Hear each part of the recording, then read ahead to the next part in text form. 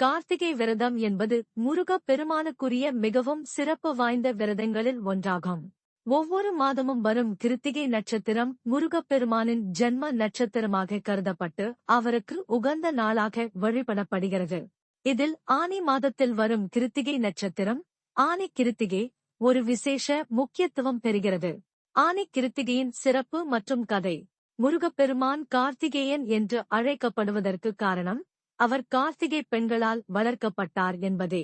ஒருமுறை தேவர்களுக்கு அசுரர்களால் தொல்லைகள் ஏற்பட்டபோது அவர்களை காக்க சிவபெருமானின் நெற்றிக்கண்ணில் இருந்து 6 தீப்பொறிகள் தோன்றின. இந்த தீப்பொறிகள் சரவண பொய்கையில் 6 தாமரை மலர்களில் விழுந்து 6 அழகான குழந்தைகளாக மாறின. இந்த 6 குழந்தைகளையும் கார்த்திகை பெண்கள் சிவகங்கை, தேவசேனை, சுபத்திரை, அனலன், பிரியதி, அபயந்தி ஆகியோர் தங்களது சொந்த குழந்தைகளாக எண்ணி அன்புடன் பாலூட்டி வளர்த்தனர். பின்னர் அன்னை பார்வதி தேவி இந்த 6 குழந்தைகளையும் ஒரே குழந்தையாக அணைத்தபோது 6 முகங்களுடன் கூடிய முருகப்பெருமானாக உருவெடுத்தார். இந்த கார்த்திகை பெண்களின் அளவற்ற பாசத்தையும் யாகத்தையும் போற்றும் விதமாக சிவபெருமான் அவர்களுக்கு ஒரு வரத்தை அருளினார். கிருத்திகை விரதம் இருப்பவர்கள் கிருத்திகை நட்சத்திரத்தன்று அதிகாலையில் நீராடி முருகன் கோயிலுக்குச் சென்று வழிபட வேண்டும். நாள் முழுவதும் நீர் அருந்தி முருகனின் அருட்பாடல்களை கந்த சஷ்டி கவசம், கந்தர் அலங்காரம், கந்தர் அனுபூதி போன்றவை பாராயணம் செய்து முருகனை தியானிக்கலாம்.